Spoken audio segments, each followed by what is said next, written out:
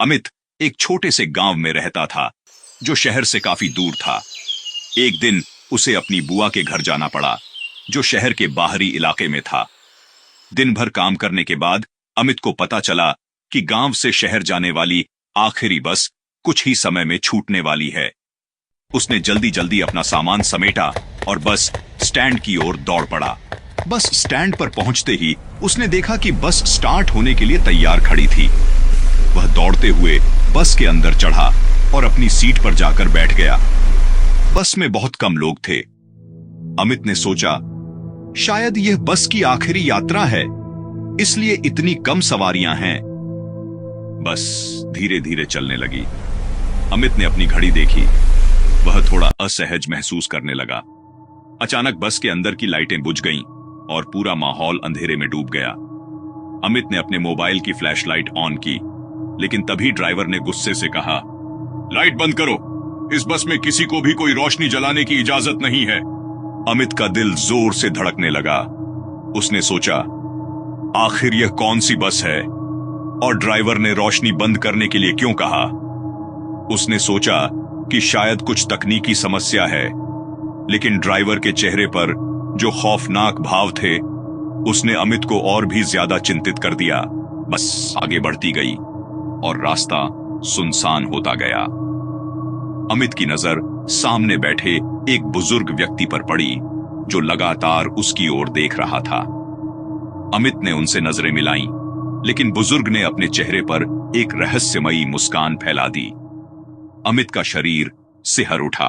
अचानक बस ने जोर से झटका मारा और एक वीरान जगह पर रुक गई। ड्राइवर ने बिना किसी बात के बस का दरवाजा खोला। कुछ देर तक कोई हलचल नहीं हुई। फिर एक आदमी काले कपड़ों में सिर से पैर तक ढका हुआ बस में चढ़ा और अमित के पास आकर बैठ गया। उसके चेहरे पर एक अजीब सी शिकन थी। अमित ने सोचा, यह कौन हो सकता है और यह कहां से आया है? अमित ने डरते हुए उस आदमी से पूछा, आप कहां जा रहे हैं? लेकिन वह आदमी चुपचाप बैठा रहा, बिना कोई जवाब दिए। अमित को अब यह सफर किसी डरावनी कहानी जैसा लगने लगा। बस ने फिर से गति पकड़ी, लेकिन इस बार रास्ता और भी अंधेरा और सुनसान था। कुछ देर बाद अमित को अचानक कुछ अजीब सी आवाजें सुनाई देने लगीं, जैसे कोई फुसफुसा रहा हो। उसने ध्यान से सुना। आवाजें बस के पिछले हिस्से से आ रही थीं। अमित ने धीरे धीरे अपने कदमों को बढ़ाया और पीछे की ओर जाने लगा। वह जैसे ही पीछे पहुंचा, उसने देखा कि कुछ अजीबोगरीब छायाएं बस की खिड़कियों से झांक रही थीं। उनका चेहरा घिनौना और डरावना था। अमित ने जल्दी से पीछे मुड़कर वापस अपनी सीट पर जाने का फैसला किया, लेकिन तभी उसे महसूस हुआ कि बस के अंदर का माहौल तेजी से ठंडा होता जा रहा है। उसने देखा कि बस के अंदर अचानक से एक धुंधलका छा गया है और हर चीज धुंधली दिखाई देने लगी है। अमित ने खुद को संभालते हुए सोचा, यह कोई सपना तो नहीं? लेकिन उसका दिल जोर जोर से धड़क रहा था और वह जानता था कि यह सब सच हो रहा है। तभी बस अचानक से एक और जगह रुक गई। इस बार बस के बाहर कोई रोशनी नहीं थी और चारों तरफ सन्नाटा था। अमित ने खिड़की से बाहर झांकने की कोशिश की, लेकिन कुछ दिखाई नहीं दिया। तभी बस का दरवाजा फिर से खुला और एक और सवारी बस में चढ़ी। यह एक औरत थी जो सिर से पैर तक सफेद कपड़ों में लिपटी हुई थी। उसका चेहरा इतना सफेद था कि जैसे उस पर कोई रंग ही नहीं हो। उसने सीधे अमित की ओर देखा और उसकी आंखों में अजीब सी चमक थी। अमित ने घबराते हुए सोचा, ये सब क्या हो रहा है? ये लोग कौन हैं और ये बस कहां जा रही है? वह औरत अमित के पास आकर बैठ गई और धीरे से फुसफुसाई, तुम्हें पता है इस बस का अंत कहां होगा? अमित ने कांपते हुए पूछा, कहां? औरत ने मुस्कुराते हुए कहा, जहां से कोई वापस नहीं आता। अमित का शरीर ठंडे पसीने से भीग गया। वह बस से उतरने की सोचने लगा, लेकिन बस का दरवाजा अचानक से बंद हो गया और बस तेजी से चलने लगी। अब बस का सफर और भी डरावना हो चुका था।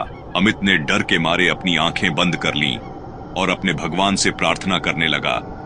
अचानक उसे महसूस हुआ कि बस में कोई बदलाव हो रहा है। उसने आंखें खोलीं और देखा कि बस के अंदर का माहौल पूरी तरह बदल गया है। अब बस के अंदर का रंग लाल हो चुका था और सीटों पर खून के धब्बे नजर आ रहे थे।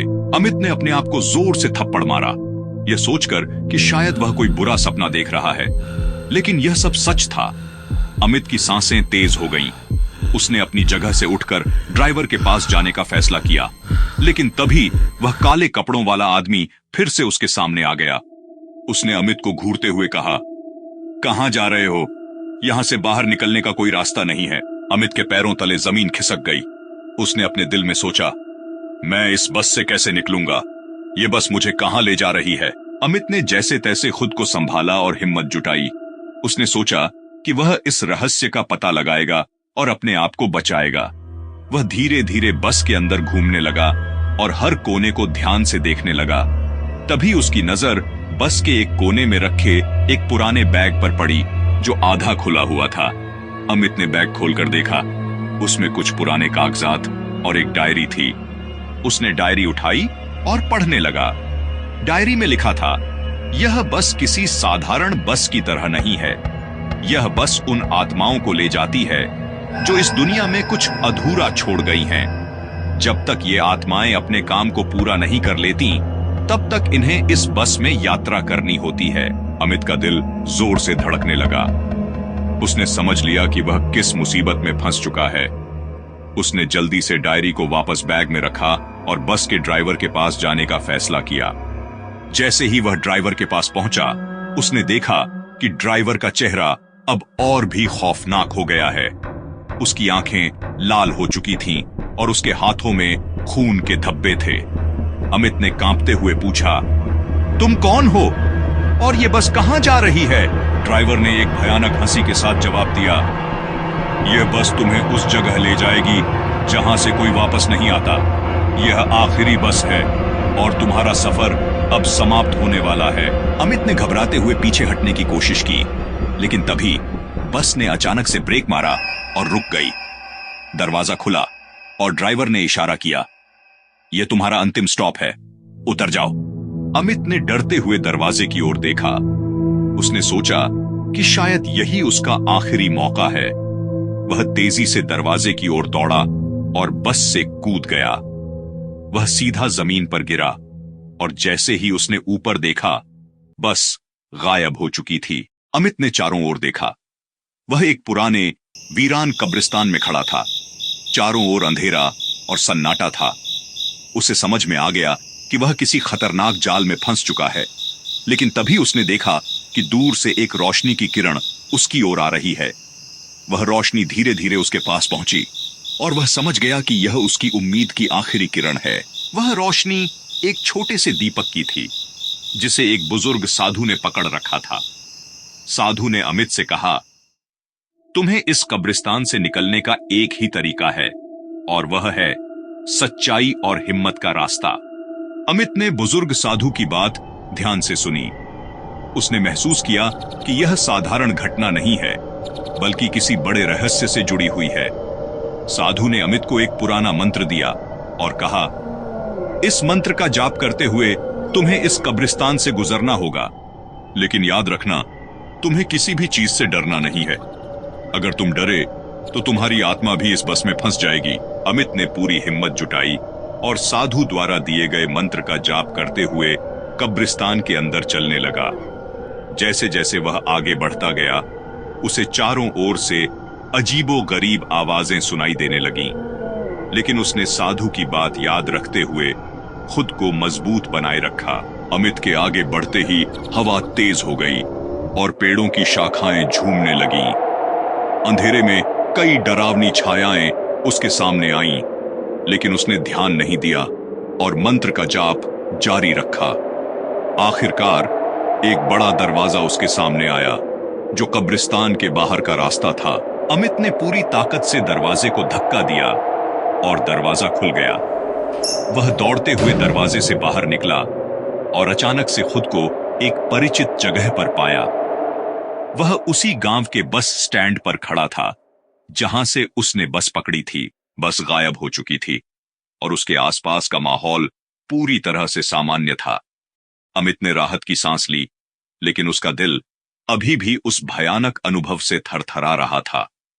वह समझ गया कि उसने मौत के मुंह से खुद को बचाया है। अमित ने वापस अपने घर की ओर कदम बढ़ाए, लेकिन इस घटना ने उसे हमेशा के लिए बदल दिया। उसने इस अनुभव से सीखा कि जीवन में हिम्मत और सच्चाई ही सबसे बड़ी ताकत होती है। उसने ठान लिया कि वह अब कभी भी किसी भी चीज से डरकर पीछे नहीं हटेगा।